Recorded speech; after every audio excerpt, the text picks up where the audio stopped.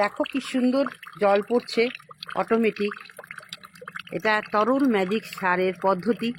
কিভাবে এটা হলো, কেনই বা এটা করেছি, কি সুবিধা, সব কিছু আজকের ভিডিওতে আলোচনা হবে। আর সেই খোসাগুলো ফেলে না দিয়েও আমরা মাটির সঙ্গে মেশাবো, কেন মেশাবো, এই খোসাগুলো কিভাবে ব্যবহার করব, সব রকম আলোচনা আজকের ভিডিওতে রইল। তোমরা দেখতে পাও, তোমরা দেখে নাও, তোমরাও এভাবে করবে। এখানে দেখো সূর্যমুখী ফুল, স্ট্রবেরি আছে, এগুলোতেও আমি দিতে পারি। দিয়ে দিলাম। গ্রীষ্মের সবজি লাগাবো, আর কিচ্ছু লাগবে না। এইভাবে মাটি তৈরি করলে আর কিছু লাগবে না। হ্যাঁ, গাছটা যখন একটু বড় হবে তখন আমরা তরল সার দেবো। তরল সারটা কিভাবে বা আমরা করব, তো চলো দেখাই। নমস্কার, হবি অফ সুলেখায় প্রত্যেক দর্শককে স্বাগত।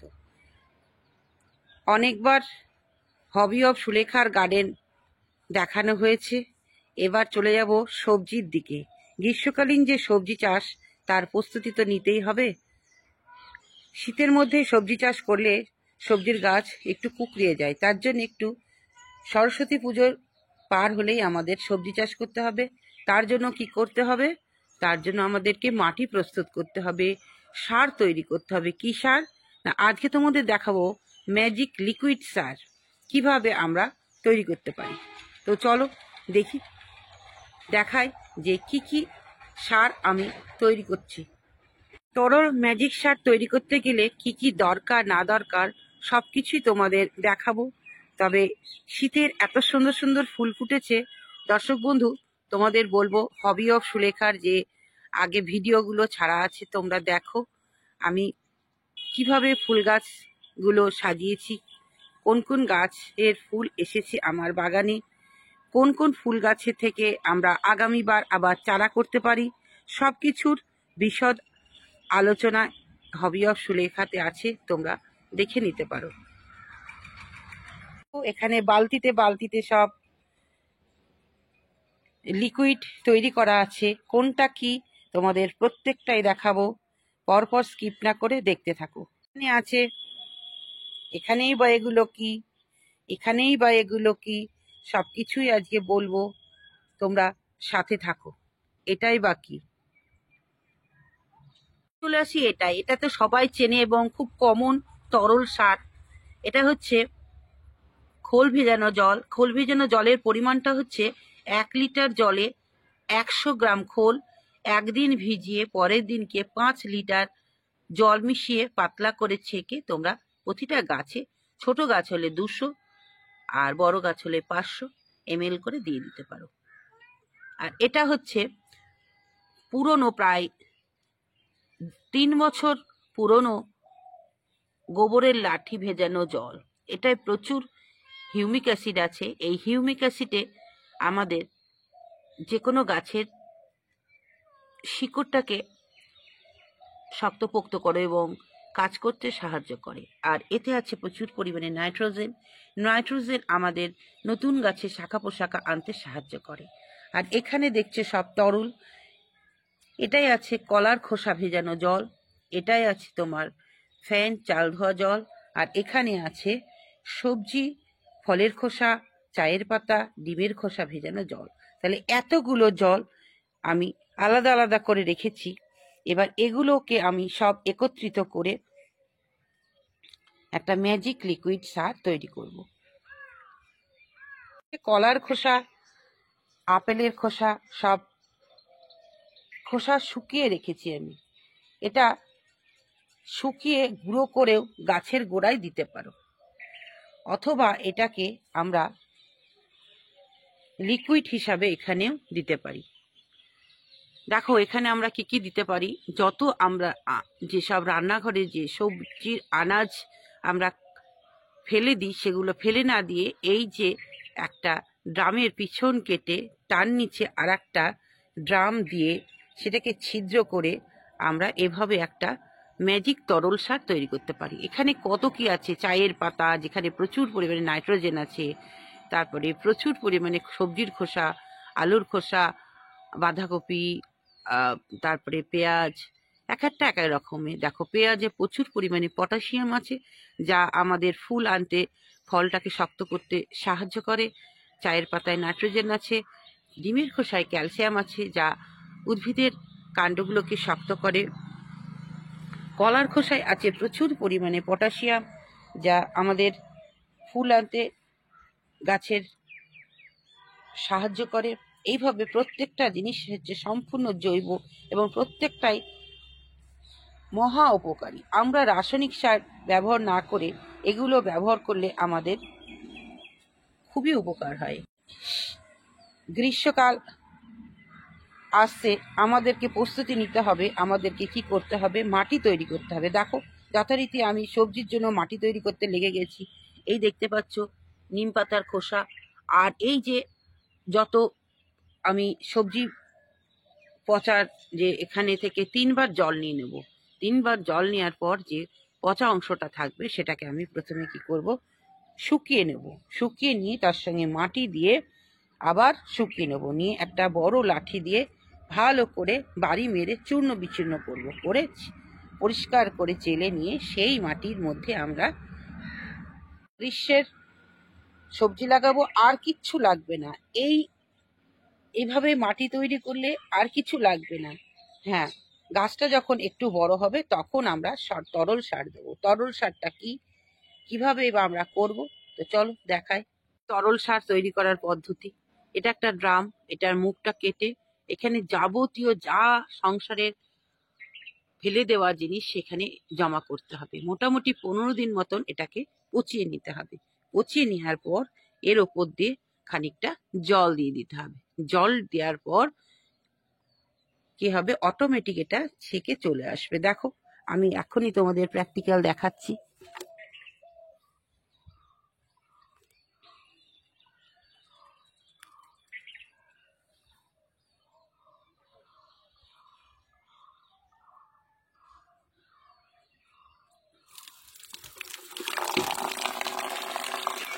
দেখছো কি সুন্দর একটা তরল জল বেরোচ্ছে।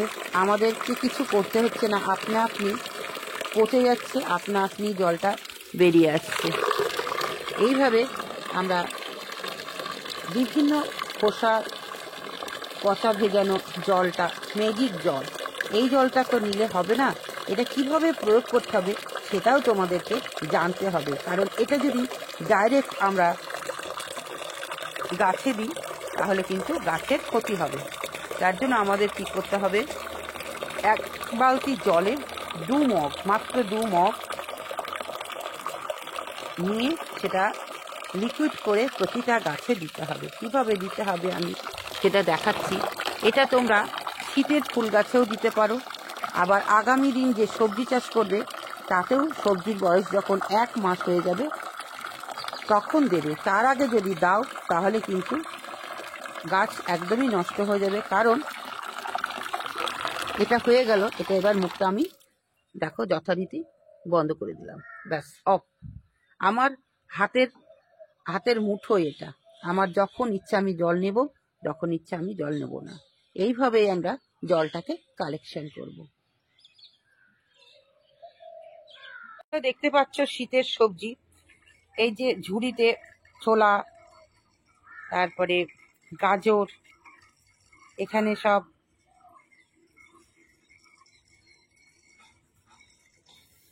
মটরশুঁটি। দেখো যথারীতি মটরশুঁটি হয়েছে, এই যে মটরশুঁটি, এই যে মটরশুঁটি হয়েছে। তারপরে পুদিনা পাতা, এগুলো একটাই লিকুইড সার, ওই তরল সার আমি দেব। কিভাবে দেব দেখাচ্ছি। খোসা আমরা ফেলে না দিয়ে আমরা শাক চাষ করতে পারি। মাটি ছাড়া সবজি আমরা শাক করতে পারি। দেখো এখানে আমি লাগিয়েছি, এতটুকু মাটি দিইনি। হয়েছে কিনা সেটা প্র্যাকটিক্যাল দেখানোর জন্যই আমি এখানে আসলাম। কত সুন্দর গাছ হয়েছে, তোমরাও লাগাও সবজির খোসাতে শাক। চলে এসেছি তরল ম্যাজিক সার তৈরি করার পদ্ধতিটা তোমাদের দেখাচ্ছি। দেখো এই জল নেবে, তার মধ্যে এই যে তরল সার মেশাবে, একটু খোল ভেজানো জল মেশাবে, এটা আয়রন আছে প্রচুর পরিমাণে, ওটা মেশাবে। সব থেকে একটু একটু করে নিয়ে এটা হয়ে গেল তরল মিশ্র সার। তার সঙ্গে এই দেখো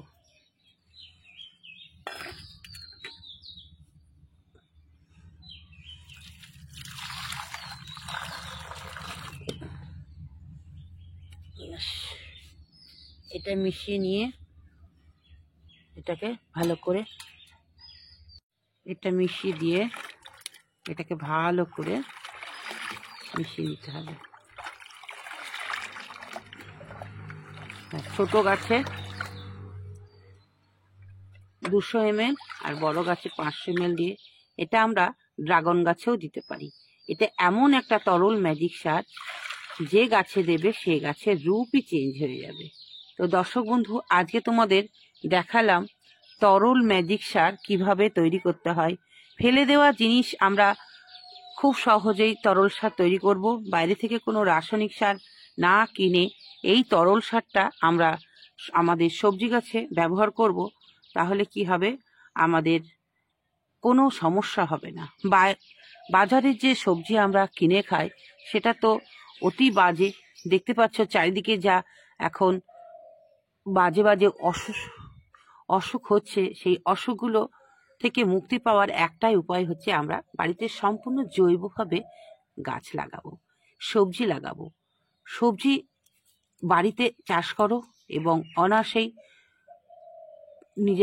নিজেদের সংসারটুকু দাও, ভীষণ উপকার হবে। বন্ধুরা, গাছ লাগালে আমরা অনেক অনেক উপকার পাই। খাদ্যের চাহিদাও মেটে, আবার অক্সিজেনের চাহিদাও মেটে, সব কিছুই মেটে। তাই বলবো বন্ধুরা, তোমরা এগিয়ে আসো, সবজি চাষ করো। শীতের সবজি তো প্রচুর আমি লাগিয়েছিলাম, তোমাদের আপডেট দেখিয়েছি। আমার বাগানে যত রকম শাক আছে করেছি, আবার সবজিও করেছি, আবার আগামী দিনের প্রস্তুতি চলছে, তাই তোমাদের শেয়ার করলাম। তোমাদের ভালো লাগলে তোমরা এটা নিতে পারো। এখানে দেখো সূর্যমুখী ফুল, স্ট্রবেরি আছে, এগুলোতেও আমি দিতে পারি। দিয়ে দিলাম। জুকিনি গাছ শখ করে কিনেছিলাম, 3টে এনেছিলাম, 2টো মারা গেছে। শীতের সবজি দেখতে পাচ্ছ, এই যে ঝুড়িতে দেখো ওলকপি, ফুলকপি ছোট্ট, এগুলো পরে লাগানো হয়েছিল। গাজর,